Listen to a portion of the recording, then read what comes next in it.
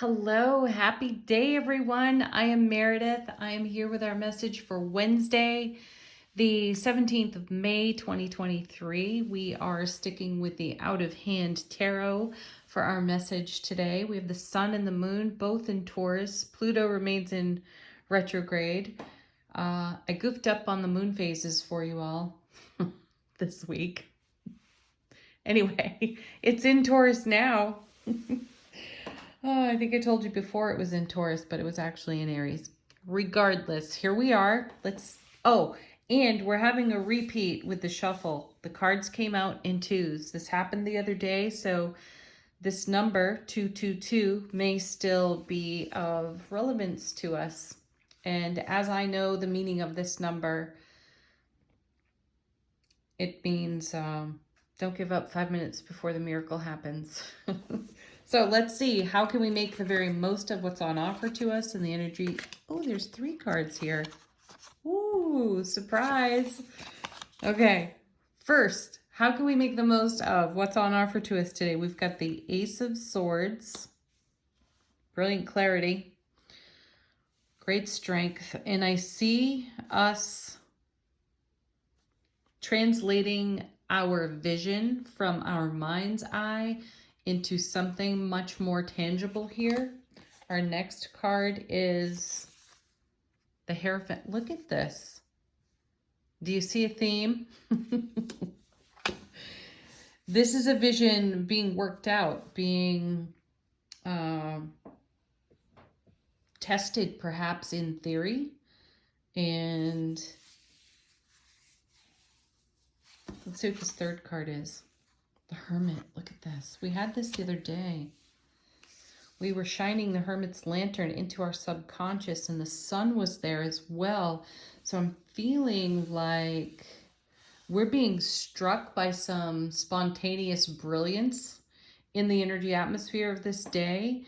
And in that spontaneous brilliance, we've got a new vision taking shape and we're sketching that out. We're drawing that out because as we were talking about shining the light into our subconscious and becoming aware of something that may be potentially limiting to us and expanding our horizons, whatever it is we've discovered there, we're working that out. Taking a look at our own subconscious algorithm and leveraging our brilliant clarity, our brilliance on it. Where are we taking this? What are we up to? The Fool. Taking a leap of faith, doing something different, which is perfect. You know the saying, you've heard it plenty. If you do the same as you've always done, you will always get what you always got. So we're shaking that up here with the Fool. I really enjoy the Fool card because my feeling is the Fool is the ultimate master. I know. I would say the same of the Emperor. I would say the same even of all 4 kings in tarot. The Fool, though, has enough life experience, even though it's suggested that the Fool has none. My feeling is that the Fool has traveled through the major arcana so many times that there is so much experience, a wealth of knowledge to draw upon. So a leap of faith feels like the only reasonable leap to take. There's no fear of consequences when the Fool shows up. And why is there no fear of consequence? Because there's nothing limiting the Fool within the subconscious and saying, you're unsafe, don't do this. And you know the Fool is almost always poised to step right off a cliff. And what happens once the Fool takes that step, right? And my sense of this here is if we have been attentive to what's rising out of our subconscious, which would likely be patterns that we are uncomfortable with, and we're taking a look at or developing a new vision for ourselves to do something different, we're now at a point with our ego consciousness, where we're ready to say, well, damn the consequences, because I've been doing this same old thing for so long and I haven't gotten the result that I've wanted. So now we're going to try a completely different approach. And I think that that's the beckoning quest right there on the Hermit's card. And with the Fool, ooh, look at this. We get the 10 of Swords. Excellent. This is the Fallen Master card, because the Master has gone about as far a distance as can be traveled before a change has to take place. And isn't that just the way of self-discovery? We go as far as we can in a pattern that we felt that was working, leveraging and garnering our gains in a way to achieve our highest and greatest outcomes. Though when that falls short, we now know that achieving the higher outcome, or the best possible outcome, means breaking out of the comfort zone, doing something different. Then we take on the attitude of the Fool while we simultaneously travel lightly with all of our brilliant clarity and strength garnered from the Ace of Swords. So now we've got the Ace to the 10 here. We've run the suit in the numbers. So there's great progression, and there's great progression because we are actually sketching out a roadmap for the vision that we're holding in our heart-mind coherence. Ooh. Next, we have, look at that, 4 of Wands. Interesting pattern, wouldn't you say? Here we are sketching things out with the Hierophant. You know, we're bringing energies together. We're marrying energies together. We did see Temperance the other day, and probably from engaging the energy of the Temperance card, we've got the enlightenment through the Hermit, taking a look into our own subconscious, identifying repetitive patterns. So we are literally drawing a whole new world picture, testing out potential visionary theories for ourselves while we simultaneously prepare to take it from pencil stage to ink stage here. Because even in the 4 of Wands that's now down on the table, we're going into like a henna tattoo. This is a little more serious. We've done, just taking a look at this 10 of Swords more closely. We've made commitments, Hierophant, to our own selves within the journey, and we've committed enough through the journey to actually put this into ink on ourselves, and now we need to build on it. And to build on it, we've got to test some things out. So we may be taking some temporary action here with the Ace of Swords and the Hierophant, and then upgrading that temporary action to something a little bit more permanent and lasting, though still in a testing phase on the 4 of Wands. And I'm liking this message in the sense of how it connects to the previous messages where we were seeing so much of the 4 of Wands, 8 of Wands, Sun showing up, because we were feeling like we could really stretch our wings and consider other options and start building on those other options on our super stable, exceptionally happy foundation, which is what the 4 of Wands represents for us. So this is literally taking a vision that we've sketched out and giving it some life, giving it, my guides are saying it's giving it some teeth, or it's got teeth. And we're digging in with it, and we're going a little deeper with our commitment. So take this where it's relevant for you in your world. Maybe you're feeling much more committed in self-relationship, in the way that you do your self-care and the way you prioritize your quality life experience with yourself. You've got to live with yourself every single day. So it's to your greatest benefit to care for yourself exceptionally well. And perhaps there are some stubborn patterns that have evolved, and now you're ready to go to a whole new consideration doing something perhaps you even resisted doing. That is masterful. This is why we're seeing the Ten of Swords, because you're going to garner all your gains and your collective knowledge, and you're going to work that on something that profoundly requires your attention. So it's good to sketch it out. It's good to put the vision down on paper. Then it's good to commit a little bit further with that. Stick your toes in the water and see how it goes. That's the leap of faith right there.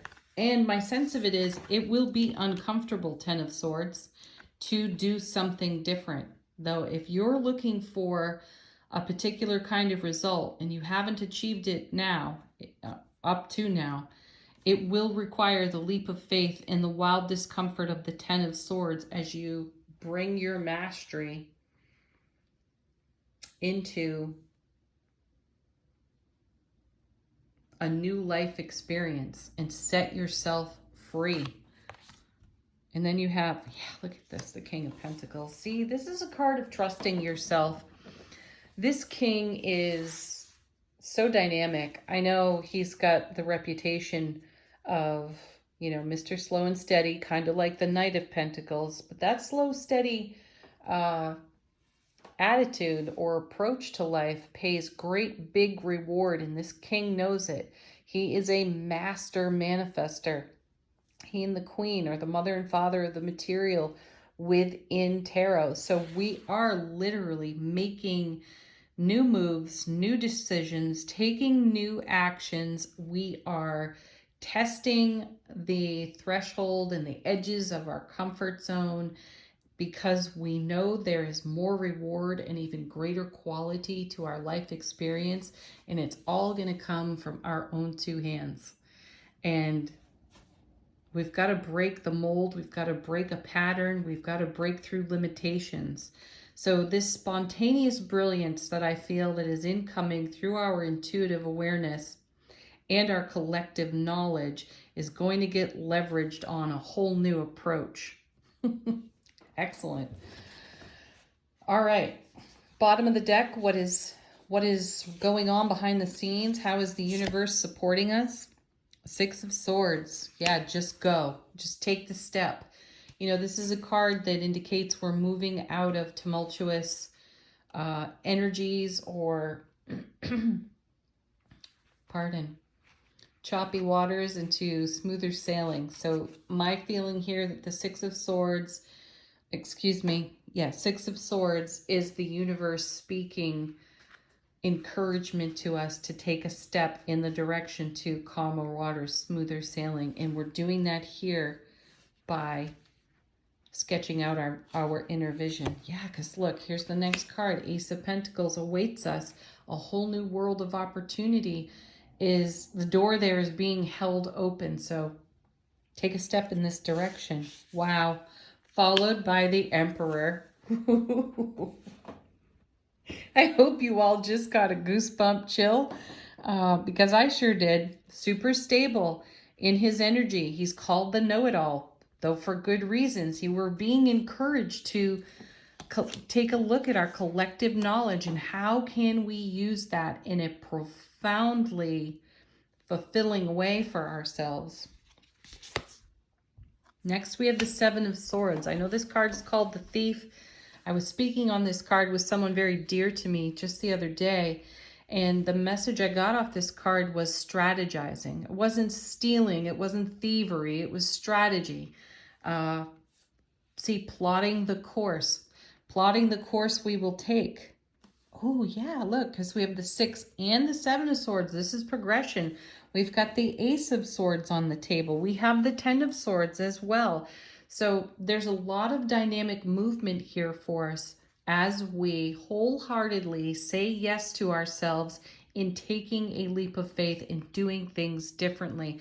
I'm also getting the message from my guides right now. This is not a time for you to be quiet. This is a time for you to really speak your authenticity.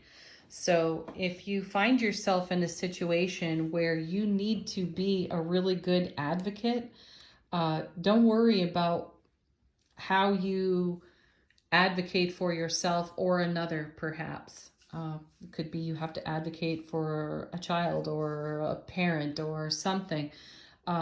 Be very direct and authentic in your speech. Make no mistake. That's what I feel that the Emperor is saying. It's like, see, it's right here. It's written. It's written down, and this is the way this is going to go. This is not a moment to back down, back away, or reduce your fire or your passion. Yeah, because now we have the Nine of Wands. We are closer than we think to bringing an experience in our life full circle. Here's a bit of a personal, I'll give this as a personal metaphor. I've